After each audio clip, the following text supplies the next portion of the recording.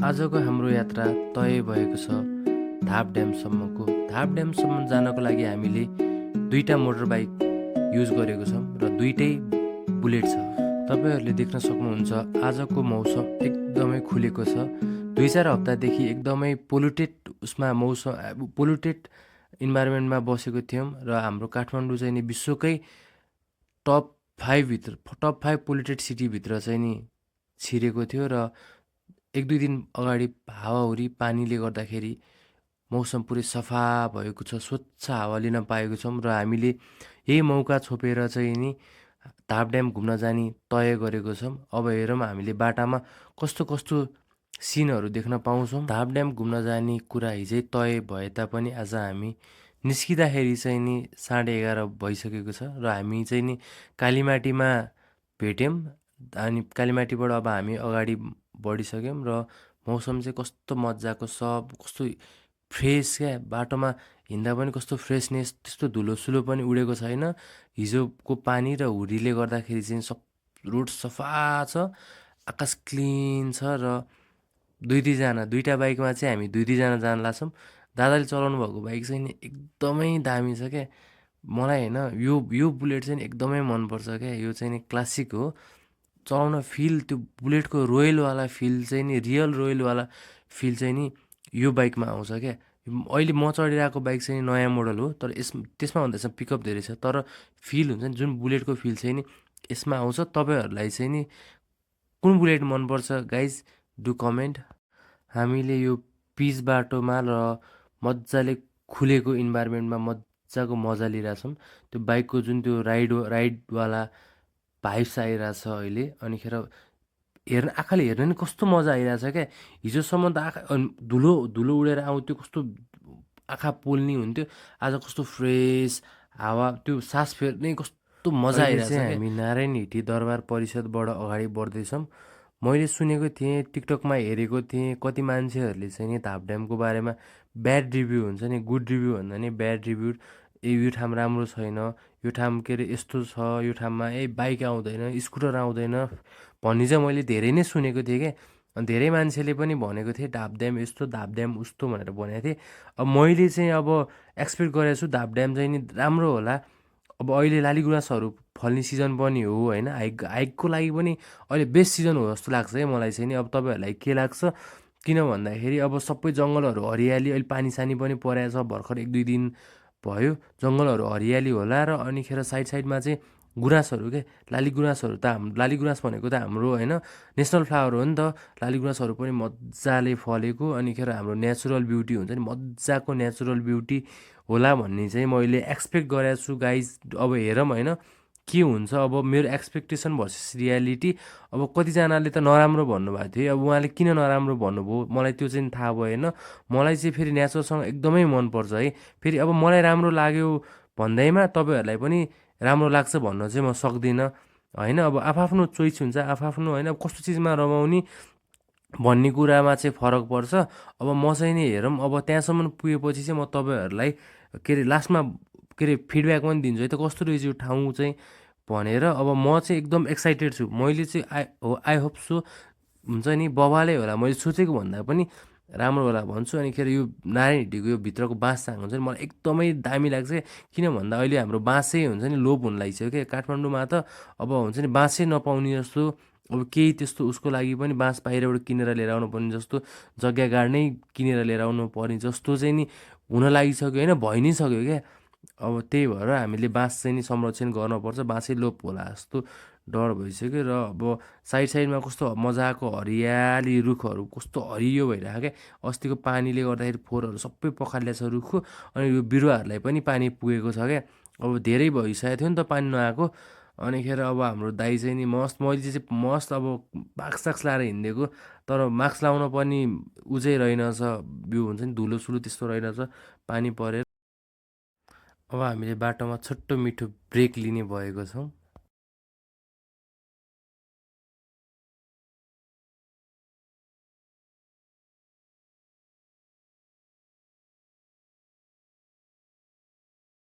कस्तो लाग्छ भने म गुरुङ क्या।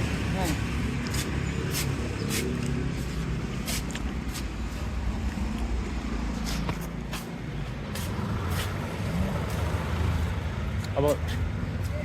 भोइसओभर चाहिँ बेलुका हुन्छ क्या बस्ने होइन त्यसपछि होइन माइक भयो चाहिँ फेरि लाइभमै बनाउँदा फेरि माइक छैन नि त स्यासा सुसु गर्दा यसको माइकले पुग्नै पुग्दैन चारजना बस्नु पर्यो आइसक्रिम खाएर के बोल्यो तर यसलाई कस्तो गर्मी भयो होला है पसिना आएको कति गर्मी होला यसलाई पसिना आएर होइन अब भने बरफलाई पसिना आइस गर्मी भएर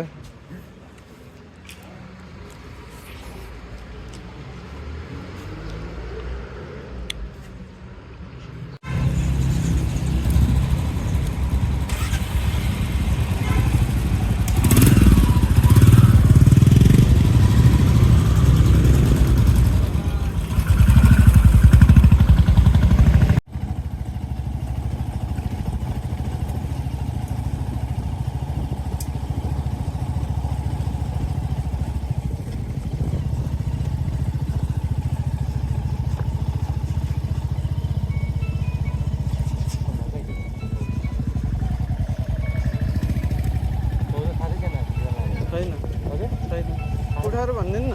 हजुर हामी घुम्न जानु लाग्यो भन्छ नि पछि त त्यो पानी नै नहुँदो रहेछ कि ड्यामको पानी सुक्ने भन्दा नि विद्युत झिकिँदो रहेछ कि बत्ती झिकेर अहिले हुन्छ होला है अहिले चाहिँ थियो अहिले छै छैन भन्ने कुरो रास्तामा कमिला हिँडेर क्या होइन त्यस्तो कमिला त होइन भरेर आधा जस्तो हुन्छ कि पुरै भरिए जस्तो भ्यू बुढेसकाल लगाइसक्यो कि यसलाई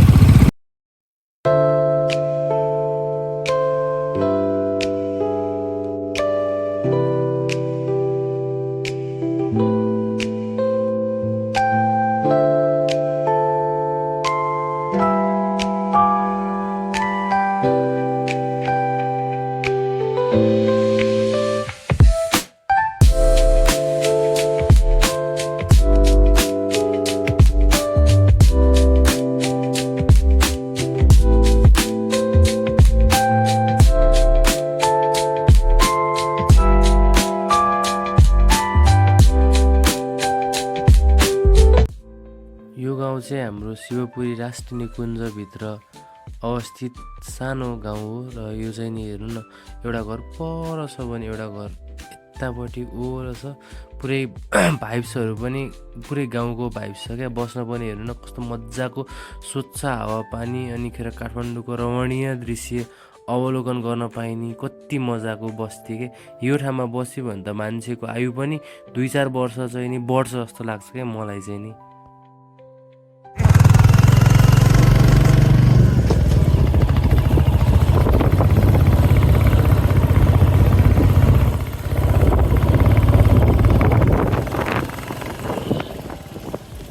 अब चाहिँ हामीले बाटोमा एकदमै कच्ची बाटो त्यो ढुङ्गाहरू बिछ्याएको त्यो ठुल्ठुलो ढुङ्गाहरू निस्केको बाटो चाहिँ नि भेटाइसकेको छ तपाईँले देख्न सक्नुहुन्छ यो बाटोमा स्कुटरलाई चाहिँ एकदमै गाह्रो छ क्या त्यो गाह्रो छ हेर्न बाइकमा त हामीलाई त्यति गाह्रो भएन त्यो स्कुटरमा कति गाह्रो भइरहेको होइन तर यस्तो फेरि मान्छेलाई बानी हो है फेरि अब हामीले गाह्रो भइरहेको भन्छौँ होइन अब चलेर मान्छेलाई मतलबै बालै हुन्छ एज हान्दै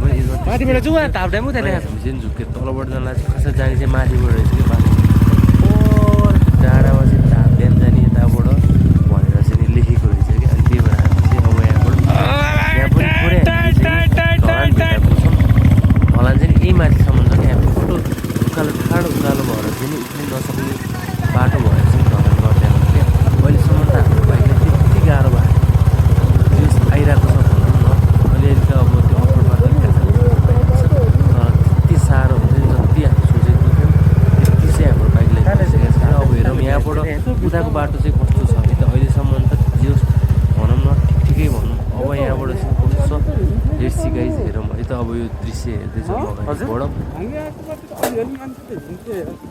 हिँड्थ्यो हाइकिङ गर्ने यो होइन होला नि त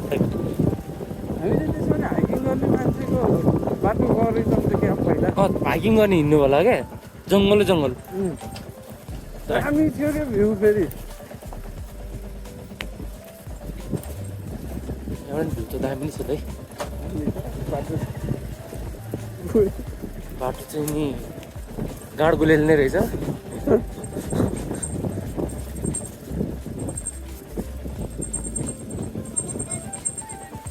यहीँ जोडिनु रहेछ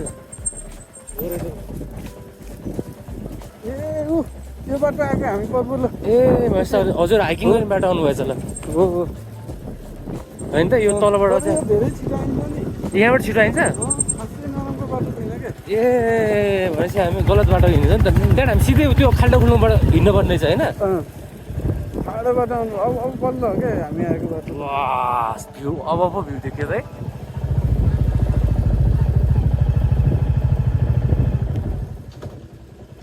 बाजे ठिक छ नि हाफ ड्याम जाने यहीँबाट है घाम तापिरहनु भयो वेस्टमा बस्दै कुन्टे बिर हान्दै होइन हो सही भन्दा होइन अब होइन हान्ने म त अब हान्ने भयो हानिदिन्थेँ दाइ म त अब अस्ति हालेँ हिजो म त 5-6वटा बियर लिएर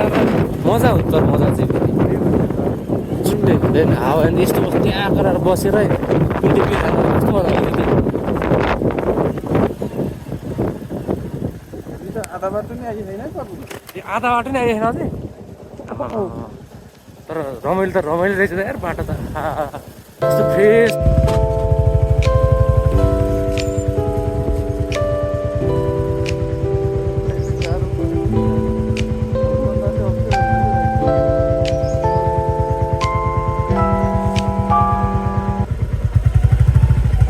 दादा के भयो अफ रोड भयो अस्मा त गाह्रो बाटोमै आइयो होइन त सुरु नै भएन दादा गाह्रो बाटो यो त सजिलो हो सजिलो बाटो जाउँ हामी अगाडि बढ्नुपर्छ अब भर्खर आधी बाटो परे यहाँ त क्रस फायर हाल्नु भयो नि बुलेट हाल्यो अनि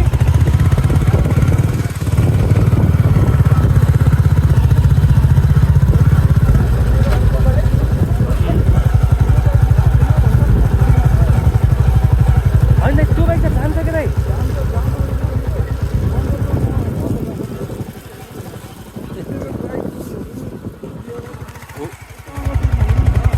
यो त बियर लिएर आउनु पनि ठान्दैछ दाइ ब्रेक गर्ने हो नि त यो बाइक पनि ताते हुन्छ मजा अब दामी खोला किनेर आउँछ नि ओए ल यो हो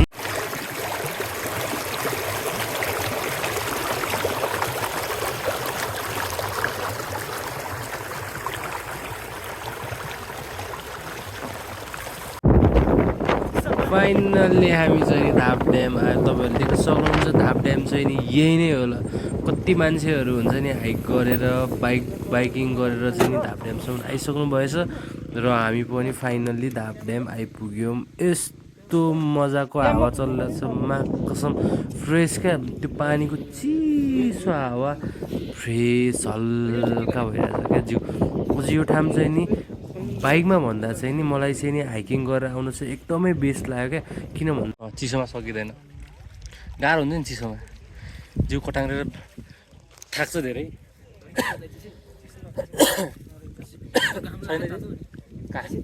तल हिटर छ क्या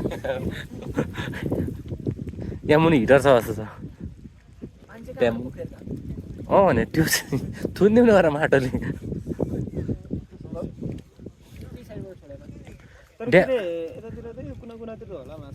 माछा होला त यार यहाँ माछा माछा ऊ पनि यहाँ त के अरे ऊ पनि होला के अरे यो कछुवा नि होला जङ्गल छेउ छ नि त होइन त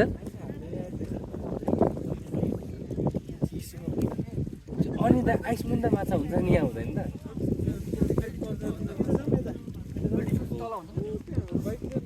चेपसम्म देखिन्छ तलैसम्म किन पानी कम हुन्छ पैसा क्या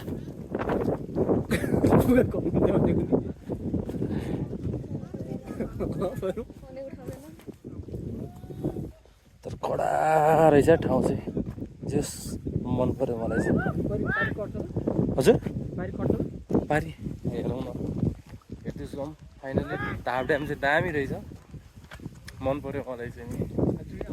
हजुर अर्कोचोटि हाइकिङ हुन्छ त अब बाइकिङ नभए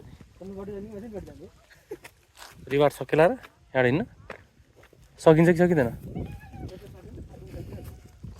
हामी उतैबाट निस्किने होइन हाम्रो निरन्तन 2 घन्टाको हाइकिङ पछि हामीले यहाँ धाप ड्याममा आएर रेस्ट लिएको छौँ हामीले चाहिँ यहाँ यी डाइटहरू खान्छौँ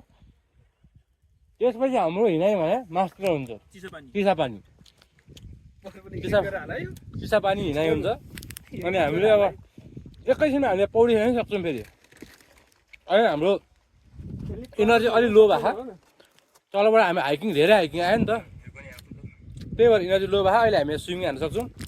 स्विमिङको लागि हाम्रो निरज दाइ पुरै यहाँ डाइट बेल्दै हुनुहुन्छ कुरकुरे आलु चिप्स